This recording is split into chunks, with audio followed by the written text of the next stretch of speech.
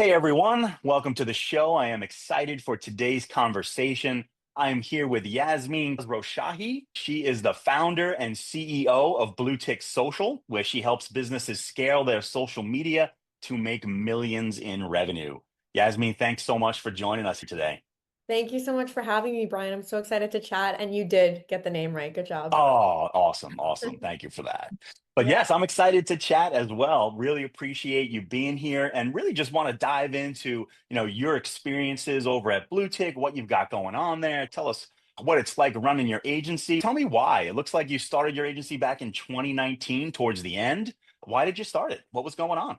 Yeah, I always love telling this story. And the moment when it actually happened to me, I don't think it was really that fun. I think it's a great come up story. I graduated in early 2019, and during my time at university, I studied communication and entrepreneurship. And I got heavily involved in the entrepreneurship department. I went into Startup Lab where if you have these startup ideas, you pitch them and then you work through the whole semester to build them and pitch to investors. I did that for 2 years in a row where I was the lead marketer for those businesses. So got very much into the entrepreneurship background as it relates to marketing. And when I graduated, I actually had a job lined up at a multi-million dollar company for as a social media coordinator. And that company was doing really poorly that year. They were losing billions. So they had a new CMO come in. She decided to internally restructure everything, which included rescinding all incoming offers. So I was literally like looking to rent an apartment that day. I was going to sign a lease, and I got a call saying your offer's being rescinded two Oh months after boy. the job. And this is like I graduated, it's June, this happens, and I just graduated in May. So it really felt like everything was kind of falling apart just as I enter adulthood. And my parents were so gracious to let me have the summer to think about what I wanted to do and where I wanted to take things from here. I go back to that experience in college, focused on entrepreneurship and marketing, and I was seeing all these people come up online on social media, and I saw them using marketing in ways that I felt were not conducive to authenticity, being honest with customers, to build a community.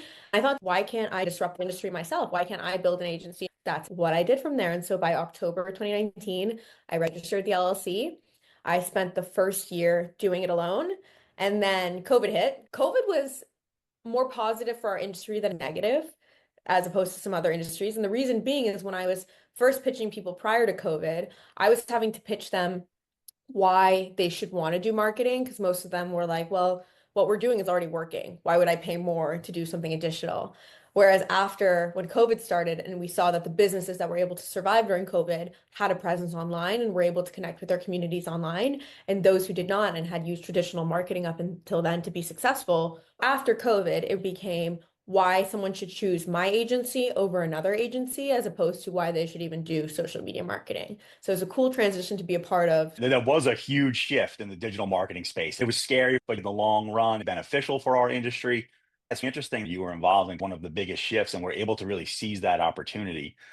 Tell me, was it scary when you were taking that summer to mull things over and you were, just trying to figure out what am I going to do? How am I going to do it? Were you hesitant, scared? What were you going through then?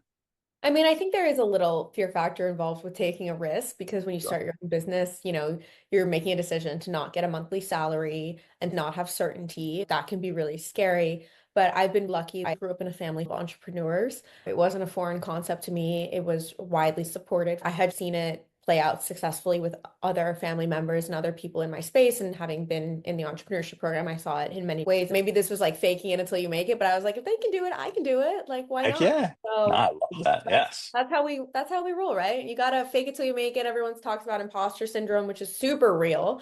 But in this case, I have to, if I'm gonna ask clients 20 years older than me to give me thousands of dollars, I better talk like I know what I'm talking about and deliver. As long as you're willing to put the work in and do what you say, you can make things happen. It sounds like that's exactly what you did, which is awesome.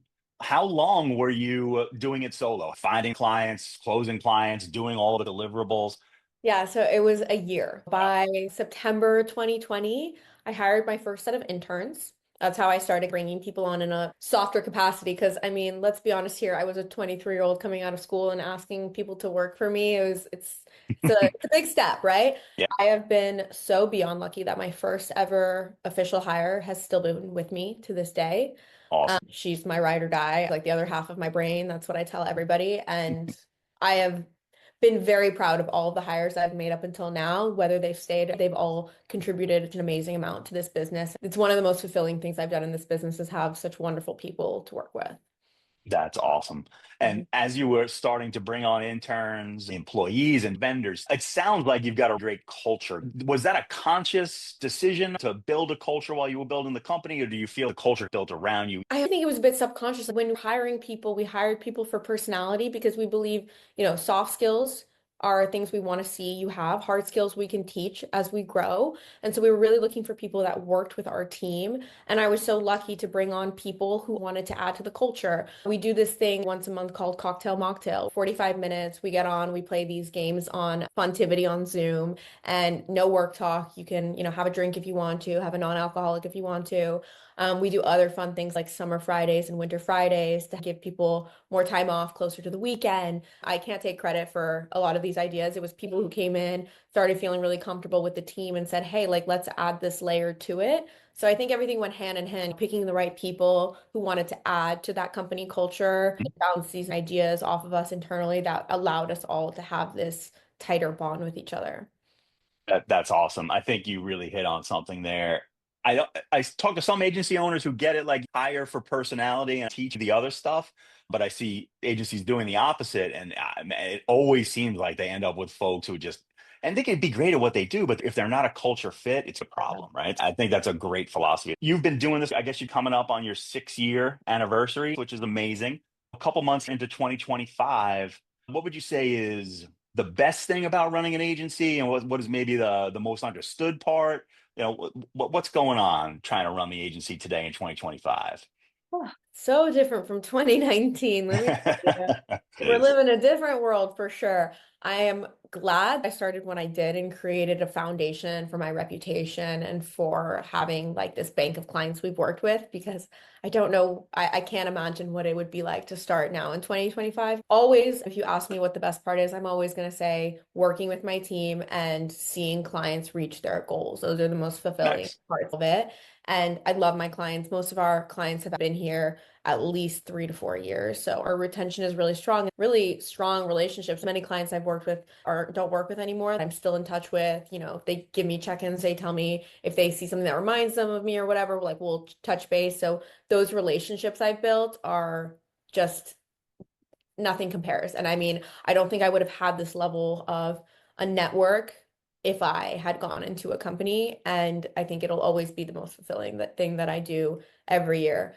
As it relates to how things are progressing, I think the biggest shift out of everything is obviously AI and how integral that is becoming to everything that we do. We're seeing positive and negative shifts. We are starting to apply AI because it really is something that if you're not part of, you're going to fall behind, unfortunately. But Yep. there's you say that with a caution, with an asterisk, because we should never be fully relying on AI. People still want to see authenticity. And if they catch AI, they're not going to resonate with your brand. I have some clients I've worked with that didn't have the funding for content creation. So we did some AI focused work. Immediately, audience members caught it and didn't like it, right? So you have to be Right. very careful how you go about that. And it's such a give and pull because audience members don't like it, but at the same time, businesses can't move forward without it. We have to find a way to balance it. And I think one of the main focuses I have this year is to find a way to balance it for us, our clients, and their audiences. Nice, nice. Yeah, it is. It's certainly a disruptor in our business right now. AI is all over the place. One of the I don't remember who said it, but a quote that I heard, and I've been trying to take this to heart in using AI is treat it like an intern. It can help with the jobs they're trying to do, but if you over rely on it, interns don't know everything yet. You got to double check everything and use it as a sounding board. Have you had clients who want AI content, or is it something where maybe they're using it, but they're not using it correctly? So it's actually just starting to come up in conversations from clients being like, is this something you guys do? Is this something we should do? I think prior to, truly, I mean that in like the past couple months. Prior to that, I think it was more like what has been successful for our industry is what we would like to use. So there's always this balance with it, but clients are definitely getting more curious. Some are very against it. Some are very for it, and some don't know where they want to be. We're a custom business and work with different industries. We like to work with what the client wants to feel comfortable because the biggest thing that I think AI takes away is the authenticity and the voice of a business. If you're going to pitch it to a client, you have to pitch it in a way that they're going to understand, that they're not going to lose the true voice of their business. Like if I'm going to put into an AI prompter, write me a blog about sandwiches, if I have a food beverage company, Hmm. and it writes out this really amazing blog, but it at all doesn't resonate with the tone of any of the other blogs we wrote, what's the point of having this be a time saving? If a client doesn't like it, we have to go back and do it again anyway. Right. So Hmm. everything taken with baby steps, like you said, use it as an intern, don't use it to rely on for the whole thing. Yeah. And so it sounds like you work with several industries. What do you see anything across those industries or really just across those clients that like something that separates a brand who does a really good job with social media and a brand that doesn't? Are there any characteristics of a brand that really gets it and is able to succeed? We work with, yeah, like an array of businesses, small business, startups, multi-million dollar businesses. A lot of our, well, my background is entrepreneurship. So a lot of the businesses that I really enjoy working with are startups. And typically the clients that come to me, the funded startups that come to me, the owners of them are serial entrepreneurs and they have a background in building businesses already. And Oh, so they come in almost with that creative, innovative mindset of how they want to go about things. And it's really nice because we think the same way. And to us, quite honestly, those are the best ones to work with because they're open to understanding that just like building a startup takes time, building a marketing presence also takes time. The clients not being successful are the ones that want results immediately because you go on online and you see someone goes viral and you're like, "Oh, let's do that right now." It's like, well, that person didn't just go viral today. It took yeah. years to get to this point. Everyone's trying to be on social now. Just because you want to get to that point, it's not going to happen as quickly. It's actually arguably going to happen a lot slower than those people did it because they did it earlier on when less people were in the space. So now we have to work harder. I tell every client, no matter the industry, product, or service, we need 3 to 6 months to lay your foundation. You have to think about how long it takes to build a relationship of trust with anybody. You're not going to walk into a room and automatically have trust with someone. You have to give them reasons to trust you and continue to consistently prove that over and over again. Yeah, 1,000%. I think people see a viral video or something out there and think it was just shot in their car. No, a lot of thought went into that. Trust me. There may have even been a whole production team there. It's interesting. People, it's just human nature, right? We're all looking for that quickest way to do it. We're all looking for that silver bullet that's going to help. And it sounds like you figured it out already. The silver bullet is lean in and work hard, right? You have to earn that trust Yeah, you're right. for Everybody sure. loves that instant gratification, but unfortunately, that's not what plays the long Uh, game. Exactly. Is there something going on right now, whether it be a client project or a project for Blue Tick Social, something in the next few months that like really had you excited right now? You're just like, yeah, we've got this thing going on that I love working on every day.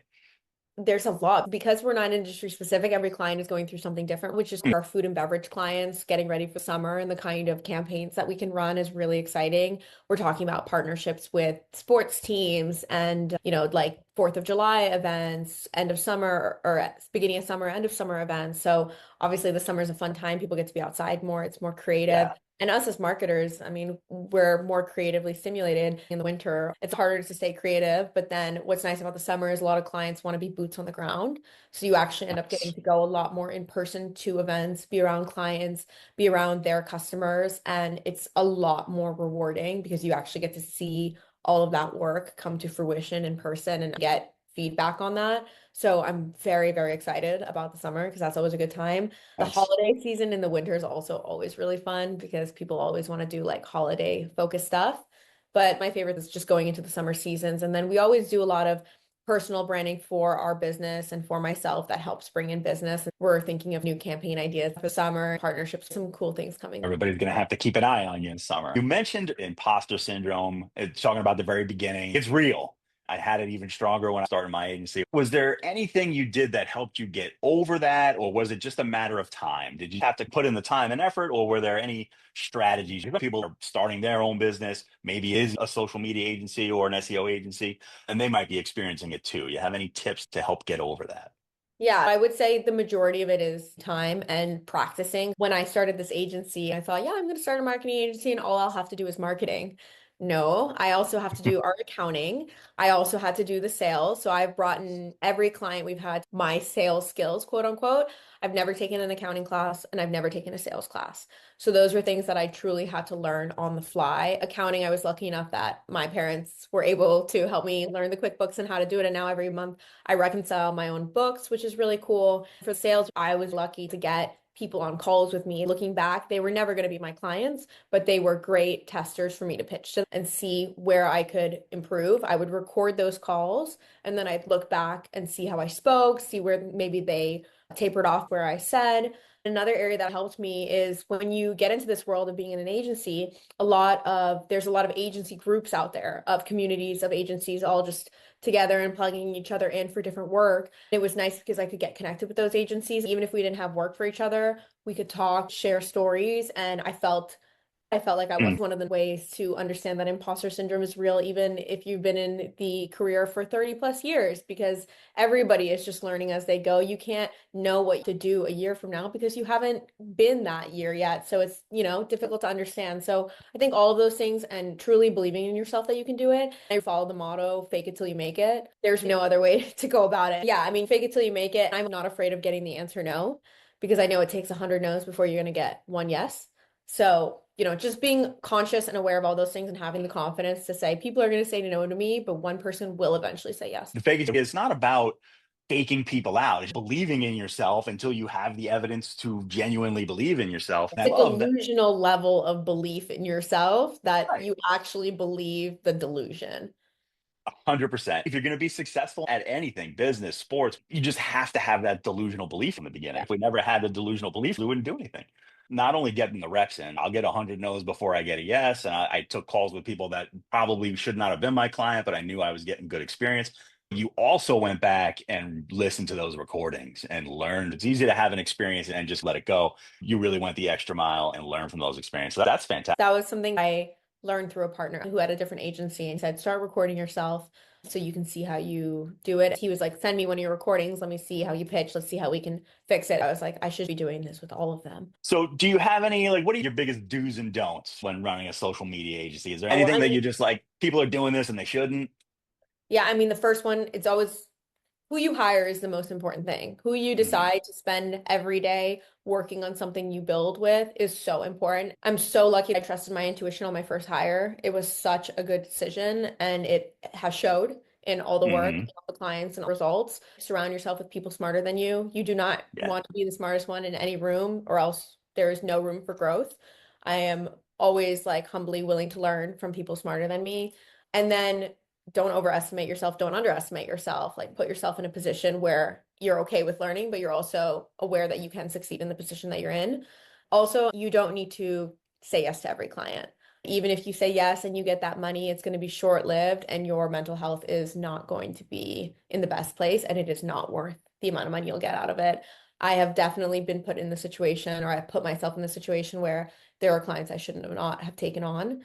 I don't regret that I've done it. I'm glad that I have that lesson learned now to be able to say that here, but I would not do it again. And I know way better the science now to know when to not. Yeah. That has been a constant theme. Everyone has said, watch out for the red clients. It's really like hiring a client, right? They're hiring you, but you're hiring them too. Great pointers on hiring people and employees, but you got to apply some of that to when you're starting to engage with clients as well. And Yeah. I love that you say I did it and I'm glad I learned from it. It's amazing. I feel like everybody has that experience. It's a lesson you have to go through, right? There are probably Yeah. people listening to us right now. They're like, no, man, I need the money. You will get to the other side of this lesson. It's Oh, one you yeah. have to learn. Very humbling. I'm glad I had it early in my life working with this agency. Whatever I do in my future, I will not make those decisions again. Yeah, 100%. And you mentioned you're still hiring now. You trusted your intuition with that first hire, which I do think is critical. But have you gotten to a point in your business yet where other people are doing the hiring? And do they work on intuition as well? My first hire is the other half of my brain. I trust her to make the decisions I would make, and she does the hiring Mhm. now. And if she tells me this person is not a match, I'm not going to question it. She knows because, again, she has seen every hire come through this business with me. She knows exactly what the do's and don'ts signs are. I would say that one thing when thinking about hiring, just think about the interview. That's an area where we had a lot of growth in is the kind of questions you ask an interviewer or an interviewee. And then the kind of, a lot of people want to ask for portfolio work. That's completely fine. Asking for an assignment, obviously be careful not to ask for too much because then these hires can get a little upset about how much they're being asked to do, which is completely valid. It's their time. But also, obviously, just thinking about that overall like quality. And one thing that we've done actually that's been really helpful is referrals. When you interview someone, ask for a referral, check them from some angle. I don't Yeah. think that gets done enough. And it's a very simple way to be like, hey, what was your experience with this person? Will I have a good experience? Those check marks have helped us. We've actually learned the kind of questions we need to ask to get the personality hire, as well as to see the soft skills versus the hard skills. And so Hmm. when thinking about that hire, just really think about your interview outside of just asking them the skills needed for this position, but truly the overall place that, and role that they're going to play in the organization. Yeah. Referrals get ignored in the hiring process a lot, and it blows my mind. You can learn so much by making those phone calls. And of course, like they gave you the people, 9 times out of 10 are going to say good things about them. But Yeah. by, like you said, asking the right questions and kind of reframing things, you're able to dive a little bit deeper there. Have you ever started to use like personality assessments or anything like that? Yeah, like a disc profile or Myers-Briggs. Some companies use them, some don't. No, we haven't been that formal about it. We are women-led, so we're all women. We do love things like, what's your astrology sign? Obviously, we're not going to judge you, but it's a cute factor that we see of like, oh, okay, I'm, a Gemini, you're a Sagittarius. We'll be more compatible, maybe. And then you two will be more compatible. Obviously, there's more to that, but we don't have anything like a Myers-Briggs or anything like that. I think one of the areas that really helps is when we have cocktail mocktails and non-work meetings. That gives us a better chance, sense of who's who, and you end up finding out like some really cool information about people that you wouldn't have otherwise. Yeah, 100%. I think the astrology stuff, we talk about that here too. My wife and I started the company together. We're both Pisces, so we're Nice. together a lot. It's just always a good icebreaker, right? Yeah. Especially when other people are into it too. So yeah, I love that. I think it's awesome. Let me ask you, we're going to wrap up soon. Is there one thing that you wish you knew before you started your agency, or one piece of advice you would give to somebody starting an agency now? That's such a good question. I mean, I think we've touched on this, but imposter syndrome is a big one. The fake it till you make it is a big one. You really are capable of anything you want to do as a human. And I think that this is something that until you graduate and you're actually put in the real world where nobody is telling you what your next steps are or how you're going to get this A, you don't know what to do other than follow guidelines. And so you're scared to take the risks. CEOs all over the world, it's been said for centuries. It's like you can do anything that you put your mind to. And that is something that I have had to learn just from seeing the results of what I've done. I didn't think I was capable of the things I've accomplished in the past 6 years, and I've had to been proven that I am through the results I've seen. And now I would never hesitate to do something I want because I know I can do it if I wanted to. That's awesome. That's awesome. I love that. Well, Yasmin, thank you so much for sharing everything today. Is there any place you want to send folks? You want to send folks to your LinkedIn or website, any social media? Yeah, we have all of our social media for Blue Ticks. We're on every single platform. You can follow us on all of those. If you want to follow me individually, I post a lot of valuable marketing material on both LinkedIn and Twitter. You can find me based on my full name. And then on all of my personal socials, it's my first name and the first three letters of my last name. I post a lot of marketing advice on there. So if that's something that you're looking for, I have all that Awesome. and have Calendly links are out there as well. All right, awesome. Well, I'll put a link to all the social and your website in the show notes when I publish everything. I'll definitely be following you on LinkedIn and Twitter. I want to see what you have going on this summer. Thank you so much for joining us today. Really appreciate everything. Thank you for having me. This was an awesome conversation. Thank you. 1